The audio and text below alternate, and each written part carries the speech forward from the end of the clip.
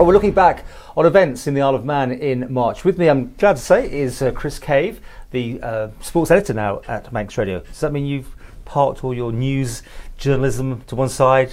Or are you still keeping newsy a bit? Not quite all the news to one side. I am still helping out and contributing where I can. And that's why I thought I'd chat to you today, because you put out some stories that happened in March.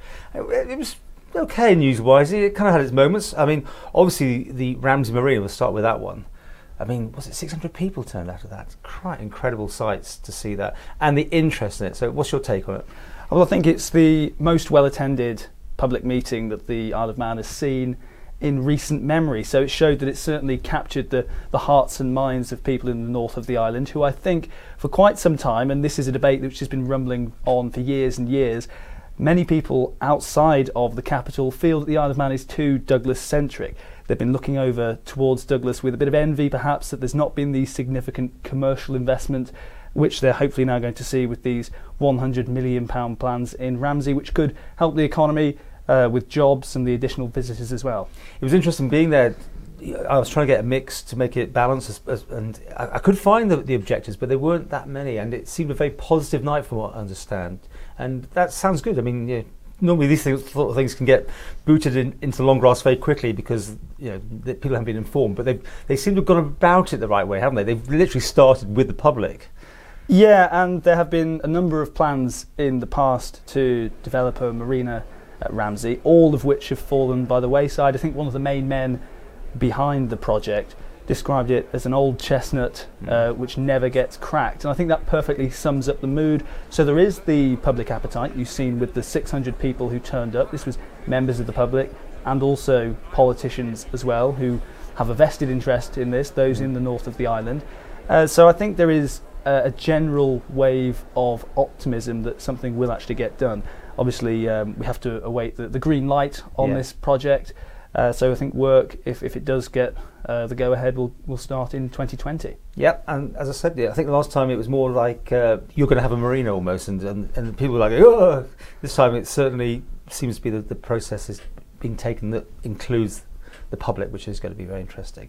But we'll see how long it's going to take. Do you really think it will be a couple of years? Well, I would hesitate to make a prediction on that, Paul. Got to move the sand and all sorts of things. Okay, climate change and a demonstration outside the Tynwald building. What do you make to that one?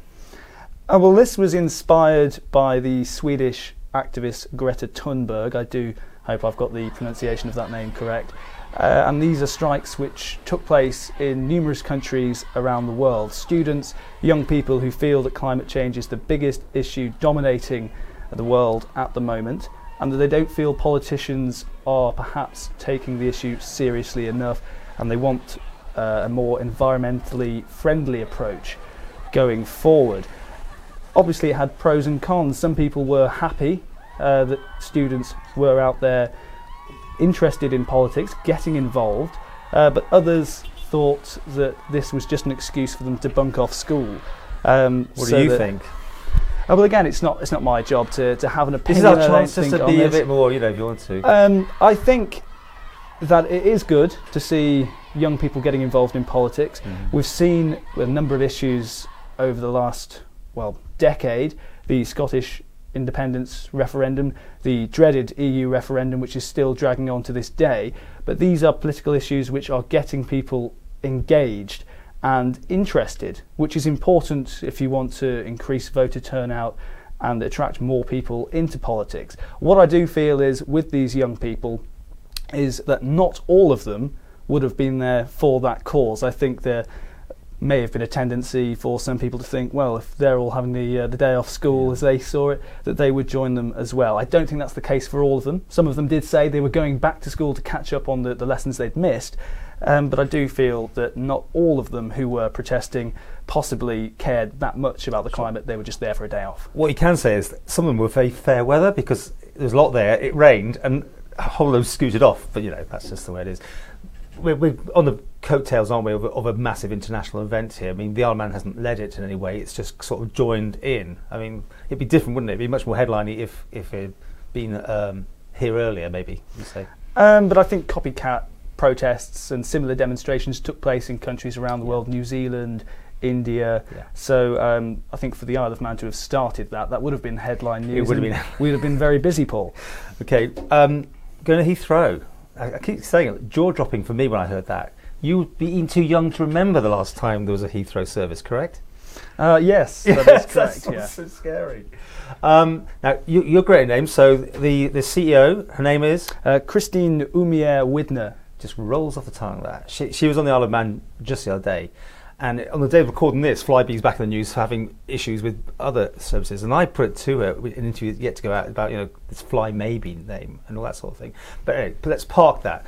Let's just deal with the Heathrow thing. What's your take on this whole thing?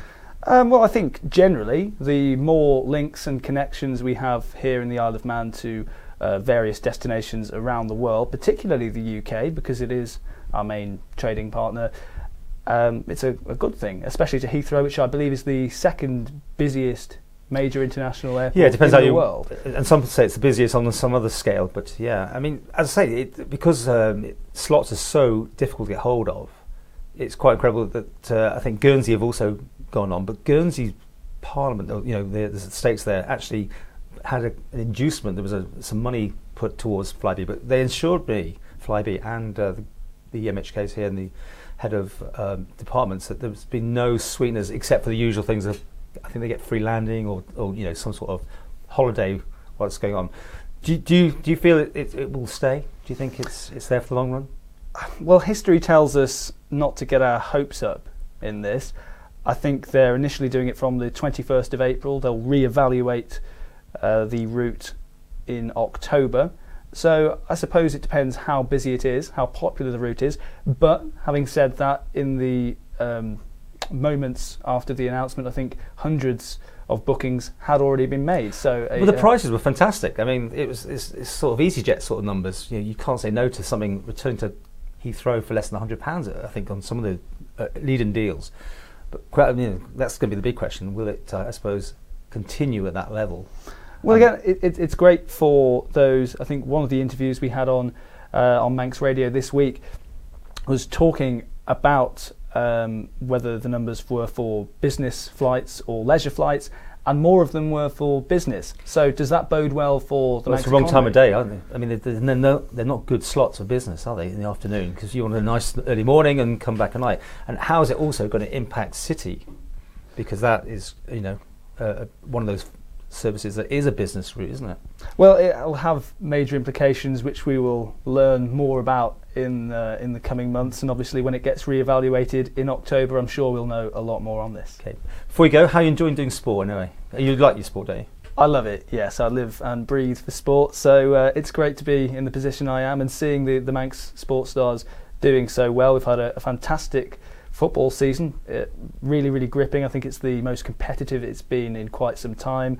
The hockey season has just finished. The rugby's going brilliantly as well. And of course we had our magnificent Special Olympians who returned from Abu Dhabi for the World Summer Games a couple of weeks ago, and they were absolutely delighted and had a hero's welcome at Ronald's Way. So I'm sure they would be entirely grateful to the Manx public for showing their support. We're taping this on Wednesday at the Sports Awards on Thursday. That's a big event for Manx Radio as well. You get involved in that one, don't you, covering it? And I do, yeah, and it's a great night to recognise the achievements of the Manx sporting community. There are many out there, household names who people will be very familiar with, and others who have achieved some great things, and possibly that's slipped under the radar as well. So it's a great night for the athletes just to let their hair down and also celebrate their successes. Let's keep having a really good time. And by the way, if you watch Manx Radio Vision and you watch the sports items of the weekend, I always have given top marks for having a tie on. You look very smart and presentable on television. I thought I'd wear a blazer for you, Paul. Thank you very much. Thank you.